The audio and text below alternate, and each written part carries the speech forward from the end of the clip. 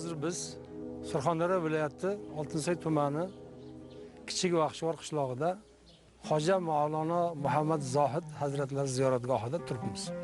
Bu kishi aynan tariqat peshvolaridan bo'lib, juda tasavvuf ilmiga yo'nalgan tasavvuf ilmining sohiblaridan biri shu kishi. 2017-yilgacha bu kishi to'g'risida biz hech qanaqa ma'lumotga ega emas edik. Diniy qo'mita tashabbuslari bilan anchagina ma'lumotga ega bo'ldik.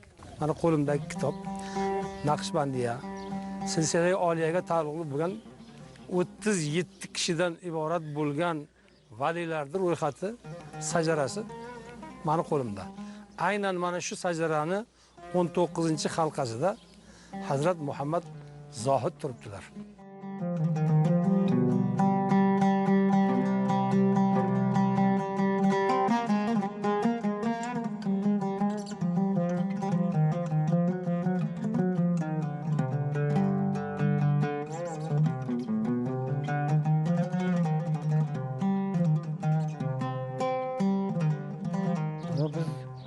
Oltinsoy tumanidan niyat qilganda keldik. Kelsak mana shu yer toza obodonlashtirib, ilgari kelganimizda hech bunchalik emas edi.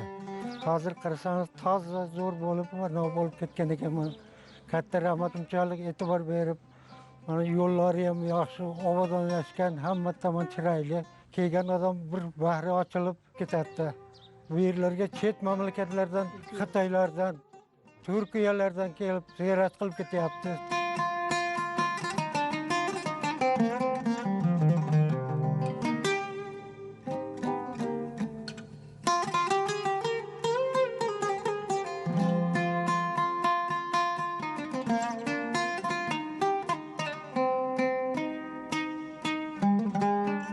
Albatta endi mana bu ishlar davlatimiz rahbari prezidentimiz Shavkat Mirziyoyev turibdilar. Shu tashabbuslari bilan boshlangan ish bu.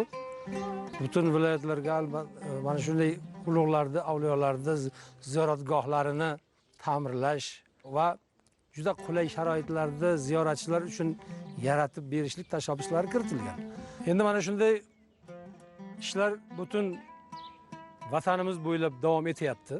Bizning vatanimiz O'zbekiston buyuklar beshigi. Biz buyuklar beshigida yashaymiz. Bu kelajak avlodga nima beradi? Albatta qalbiga milliy g'urur beradi.